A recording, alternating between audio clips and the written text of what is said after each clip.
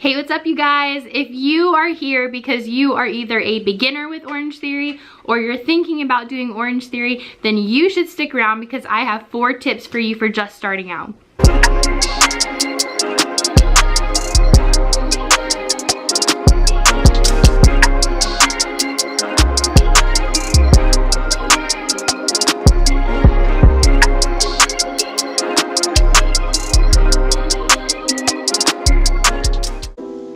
Yeah, I know.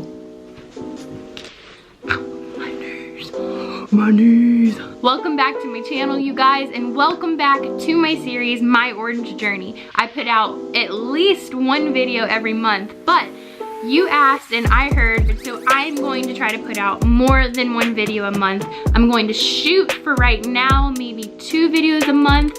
I don't know if I'm ready to do a once a week type thing for this series. I just want to see how this goes. But this is your 2nd video of the month.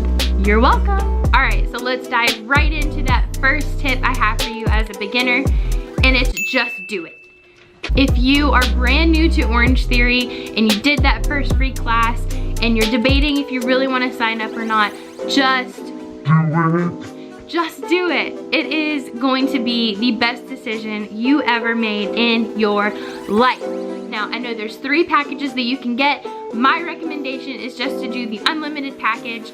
It is worth every single penny and you get your money's worth. And if you're watching this video and you've never taken an Orangetheory class and you don't really know much about it, you should look it up.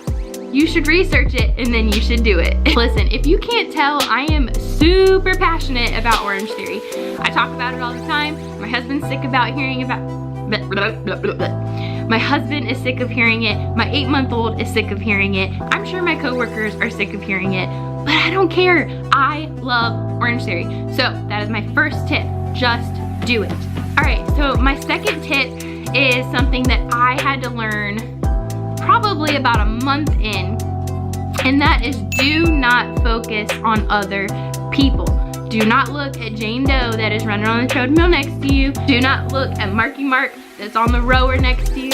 And do not look at Susie Cornerstone that is in the floor lifting a heavier weight than you. Just focus on yourself. This is your journey. This is your fitness. This is your health and your life. Who cares what other people are doing? Who cares if someone is running faster than you? Who cares if someone's running slower than you? Who cares if someone's rowing like they have rowed their whole life and here you are just rowing like yeah, I don't know. But who cares? You guys, who cares? I used to look at the person next to me and be like, oh my gosh, I am so like behind. I am not running at a 5-mile-an-hour push pace. I am not running at an 8-mile-an-hour push pace. I am not running at a 15-mile-an-hour all out. Who cares? Do you. You have to go off how you feel. Do not try to overexert yourself because the person next to you is doing better than you.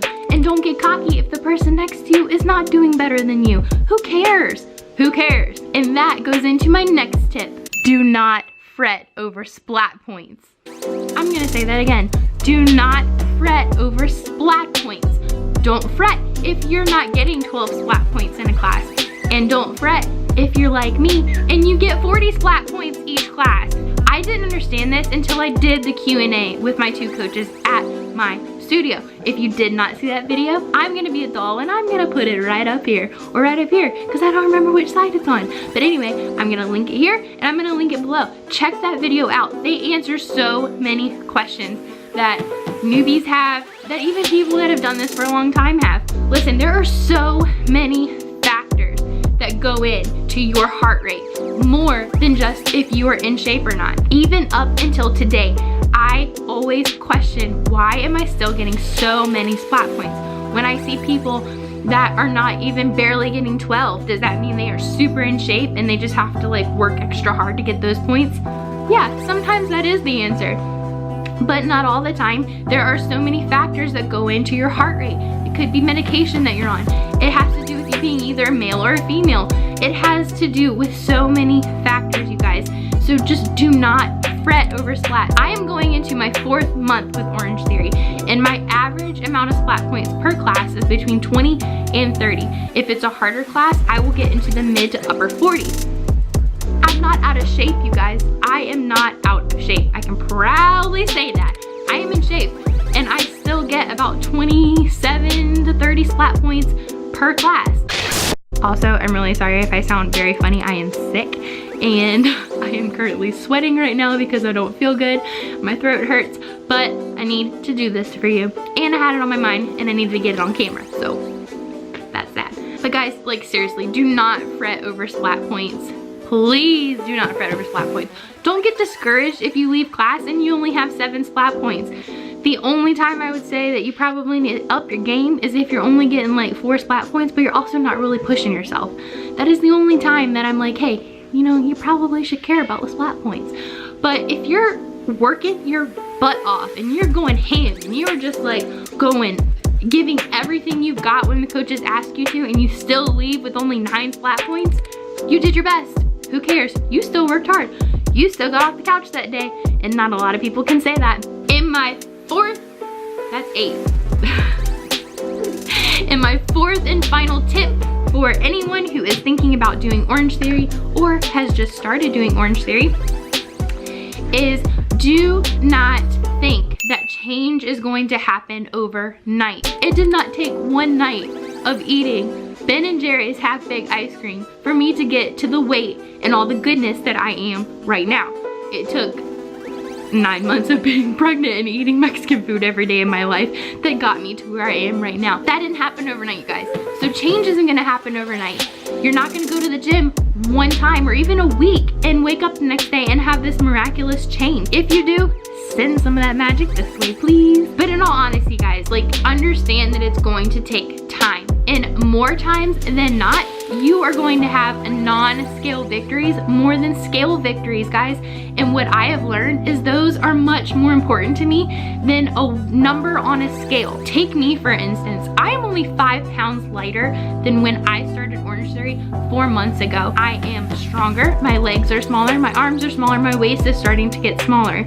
I don't look the same. My face looks completely different, and I look like there's more of a 5-pound difference between those photos, but there's not. There's only a 5-pound difference. So guys, just throw the scale out. Who cares about the scale? Like, you just want to feel better, and you want to be healthy, and you want to make healthy decisions. So those are great victories for you. So understand that change isn't gonna happen overnight, and you are probably gonna have more non-scale victories than scale victories. All right, guys, so I hope this video was helpful for you if you were just starting out or if you're thinking about doing Orangetheory. If you have any questions, please feel free to let me know below. And before you leave, do not forget to check that video out that I did with my 2 coaches at my studio. It's a quick little Q&A, and it answers so many questions. I post new Orangetheory videos at least once a month, but now I'm gonna be doing like 2 videos a month. I'm gonna work my way up to once a week, possibly. But if you wanna follow along on my journey, go ahead and click subscribe. I would love for you to be a part of this. Thank you so much for watching, you guys. I will see you next time. Bye-bye.